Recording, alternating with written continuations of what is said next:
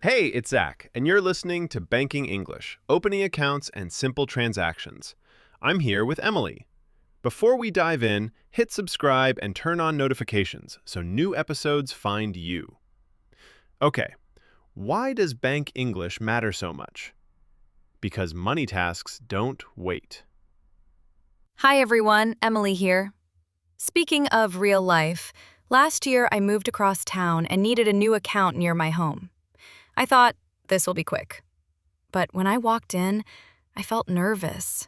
New place, new forms, new rules. The teller, by the way, a teller is the person at the counter who helps you, smiled and said, "How can I help?" I explained slowly, and it worked. That small moment reminded me. Clear, simple English beats fast, complicated English every time. That reminds me of when I opened an account after moving countries. They asked for proof of address. Quick note, proof of address means a document that shows where you live, like a bill or a letter. I was glad I had one ready. A little tip, I wrote my key questions in my phone's notes. Easy to read, easy to remember. It kept me calm at the counter. And the word fee comes up a lot. A fee is money you pay for a service. Ask early about fees so there are no surprises later. I told the teller, "I'd like to open a checking account, please." Checking account is for everyday spending, cards, bills, groceries. Clear sentence, polite tone, done. No fancy words needed. You'll also hear deposit and withdrawal. Deposit means put money in. Withdrawal means take money out. I made a small deposit and asked for a receipt, the paper that shows what happened. Simple, but it builds trust. Quick recap. Today we'll guide you through opening an account, asking about fees, handling deposits and withdrawals, and finishing forms without stress. Listen for friendly phrases and clear questions. The goal is confidence at the counter, not perfect grammar. If this sounds useful, tap subscribe now so you don't miss the next parts. Tell us in the comments what bank word confuses you. Ready? Let's step up to the counter together and get started.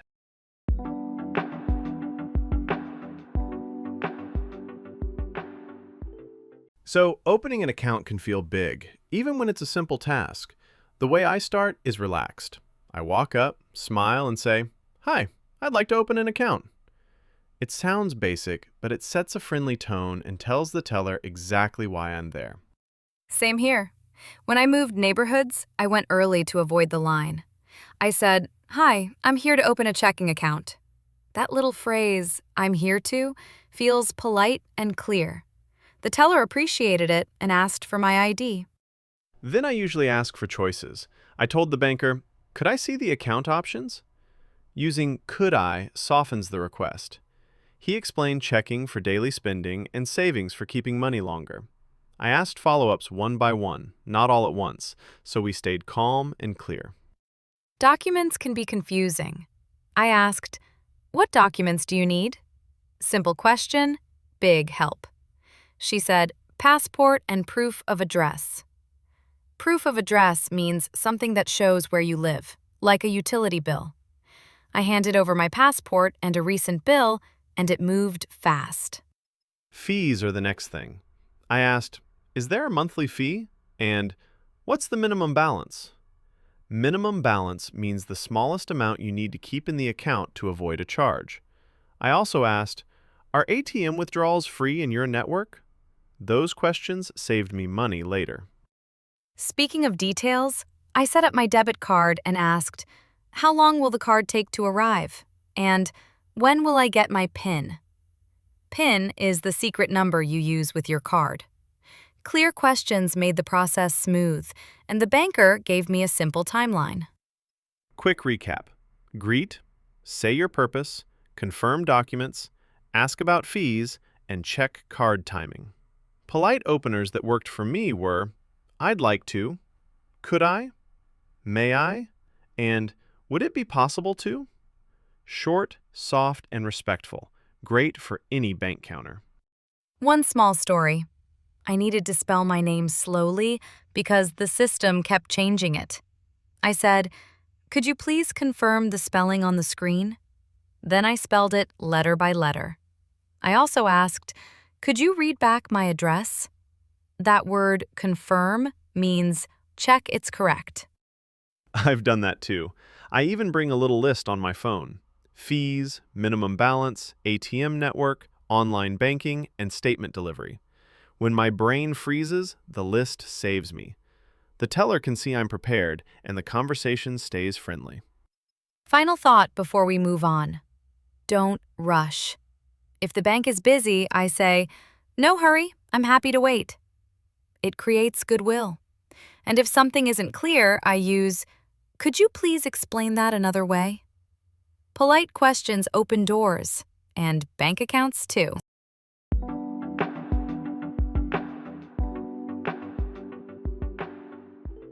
Let's get into the everyday stuff, deposits and withdrawals. Yesterday, I sold an old bike and took the cash to the bank. I walked up to the counter and told the teller, "I'd like to deposit cash into my checking account, please." Simple, clear, and it started things smoothly. I did a paycheck deposit last week, but it was a check, not cash. The teller told me there would be a short hold. A hold means the bank waits before the money is fully available. I asked, "When will it clear?" She said, "Tomorrow morning." When I deposit at the counter, I grab a deposit slip. I write the date, my account number, and the amount, then sign. I also ask for a receipt. That word, receipt, means the record of the transaction. The teller counted the bills aloud so we could both confirm the total. ATMs are handy too. I used one that accepts cash without an envelope. I tapped deposit, chose checking, and fed the bills. It showed the amount on screen. I checked carefully and tapped confirm. If the number looks wrong, I cancel and ask for help. For withdrawals at the counter, I keep it polite and clear. I told the teller, "I'd like to withdraw 200 from checking." He asked for my ID. That's your identification, like a passport or driver's license. For bigger amounts, they may also ask for a signature. ATMs have limits. I hit my daily limit once and needed more for a deposit on a sofa. I called the bank and asked, "Could you raise my limit for today?" They approved it. Also, I check if the ATM is in my bank's network to avoid extra fees. One time, the teller typed an extra zero, 2,000 instead of 200. I watched the screen and said, "Could you double-check the amount, please?" He corrected it and apologized. Lesson learned. Stay polite, watch the numbers, and breathe. In my mobile app, I saw a deposit marked pending. Pending means it's not finished yet. When it changed to posted the next day, the money was ready to use. If I'm unsure, I call the branch and ask for a quick confirmation. Quick recap. At the counter, I fill a deposit slip, ask for a receipt, and confirm the amount. At the ATM, I read every screen, confirm totals, and cancel if something looks wrong. Clear steps reduce stress. A few small tips. Count your cash before you hand it over. Keep your receipt until the deposit posts. And know your available balance so a withdrawal doesn't surprise you. Available balance means money you can use right now. When I withdrew cash for a friend's gift, the teller asked, "What denominations?" I said, "20s, please." Denominations are the bill types, like 5s, 10s, 20s. Saying it clearly helps them prepare the right mix faster. So that's deposits and withdrawals in real life. Counter, ATM, and app. Watch the numbers, ask for a receipt, and don't be shy about a quick question. Speaking of surprises, fees and card details can make a big difference. Let's dig into that next.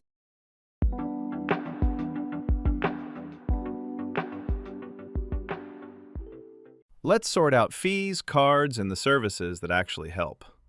Last winter, I almost paid a monthly maintenance fee without noticing. I asked the banker, "Is there a monthly fee and how can I avoid it?" He said it's waived with direct deposit. Waived means the bank removes the fee when you meet a condition. That reminds me of ATM costs. I used a small ATM near a museum and got hit with an out-of-network fee, $4.50. Out-of-network means the ATM doesn't belong to your bank. I went to my branch later and asked for their ATM network map. The teller showed me free machines near my commute. Travel adds more questions. Before a trip, I called my bank and asked, "Do you charge a foreign transaction fee on debit card purchases?" Mine was 3%.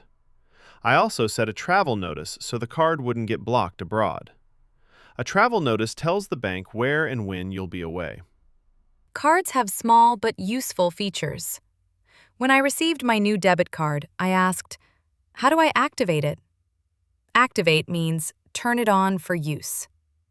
I also checked my daily limit for purchases and cash. Once, I needed a temporary increase, and the banker raised it for 2 days. Overdraft is another area to understand. I told the advisor, "I'd like to turn off overdraft for card purchases." Overdraft is when the bank lets you spend more than you have, usually with a fee. I also set a low balance alert in the app so I see a warning before trouble.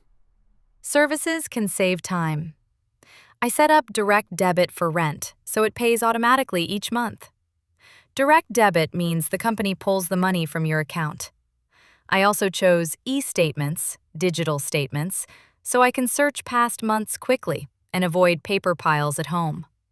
Speaking of saving money, I asked at the counter, "If I keep a minimum balance, is the fee removed?" Minimum balance is the smallest amount you must keep. The banker explained the rule and added a note on my profile so other staff could see it too. I also checked card safety. If my card is lost, how fast can I get a replacement? And can I freeze the card in the app? Freeze means pause the card so no one can use it. Knowing this made me feel a lot calmer during travel. Quick recap. Ask about monthly fees and how to waive them. Find free ATMs in your network. Confirm foreign transaction fees and set a travel notice. Understand overdraft and alerts, and learn activation, limits, and card freeze options. One last tip. When something isn't clear, I say, "Could you explain that another way?" It keeps the tone polite and opens the door to better service. All right, cards and fees, done. Next up, let's get those forms right the first time.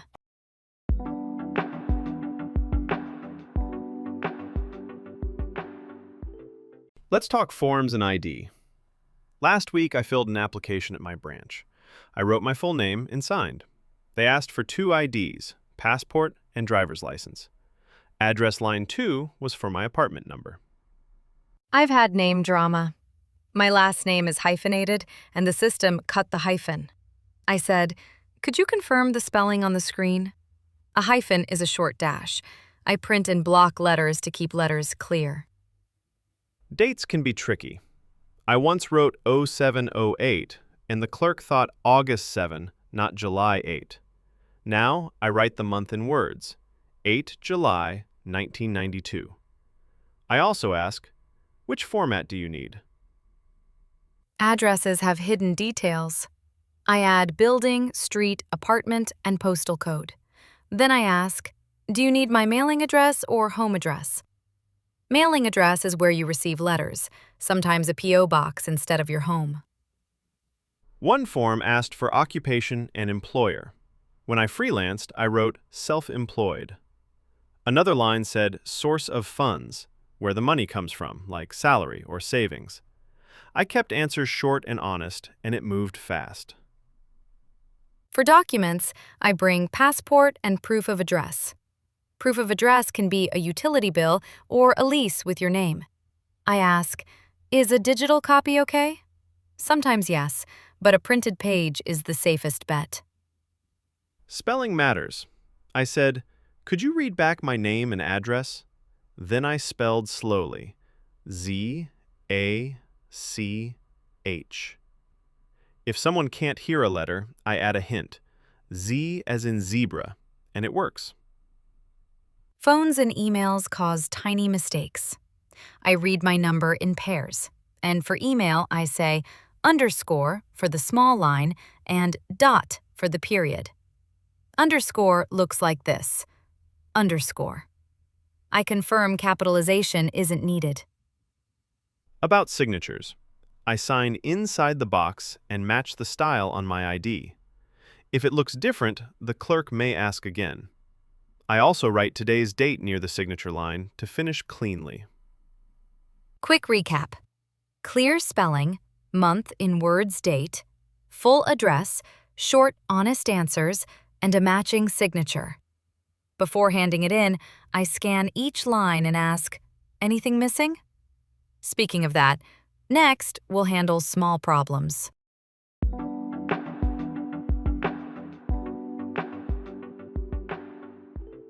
Let's handle those little bank headaches.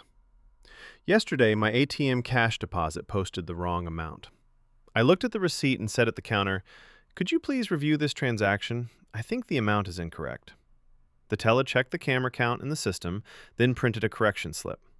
I kept that slip and the original receipt together. Paper helps. Screenshots help too, especially if the app shows a different number.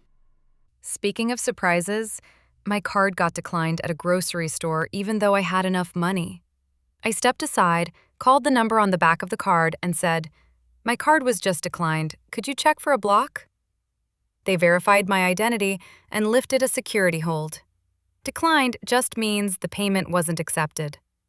After that, I opened the app and set a quick alert for big purchases so I'd see any weird activity fast. I had a different card issue. Contactless stopped working after a few tries. At the branch, I said, "Tap isn't working. Could you reset the card?"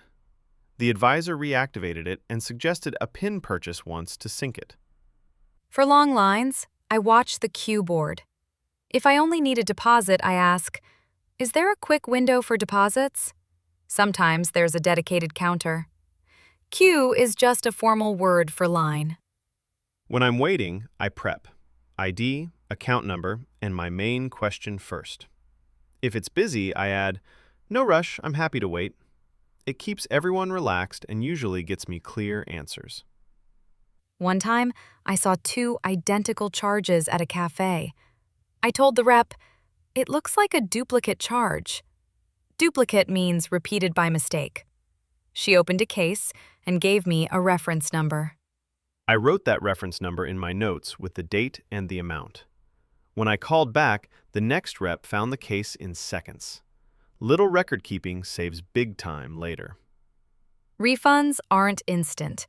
Mine took 3 to 5 business days. Business days are Monday to Friday, not weekends or holidays. While I waited, I kept the receipt and watched my available balance in the app. If a card goes missing, I open the app and freeze it, then call the bank for a replacement. Freeze means pause the card so no one can use it. Quick action protects your money. Quick recap. Stay polite, show receipts or screenshots, ask for a correction slip, note any reference number, and use alerts or a freeze when needed. Small problems feel smaller when you're prepared.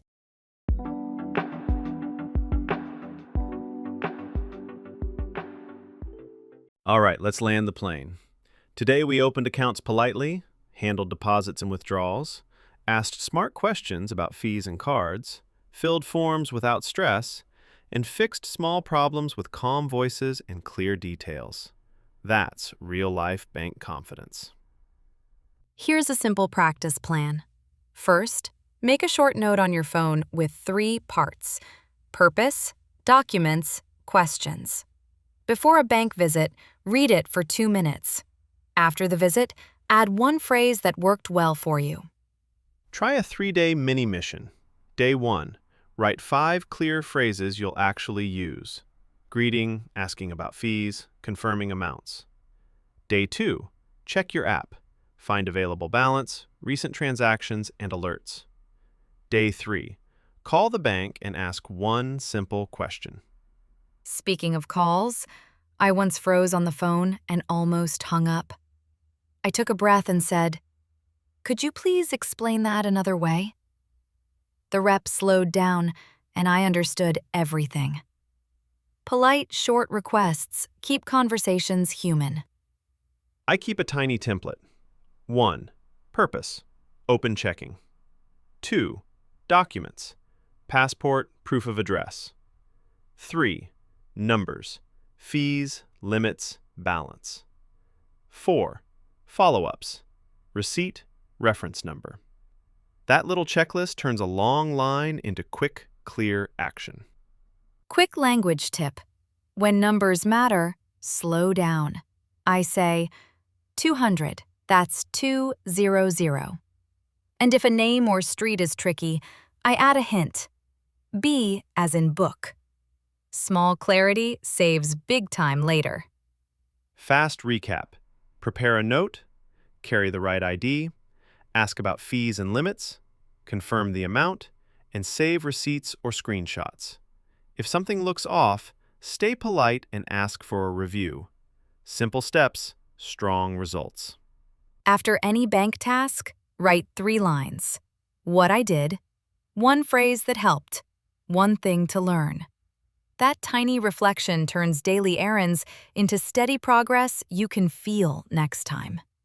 If this episode helped, follow the show, leave a like, and tell us in the comments which bank word still feels unclear.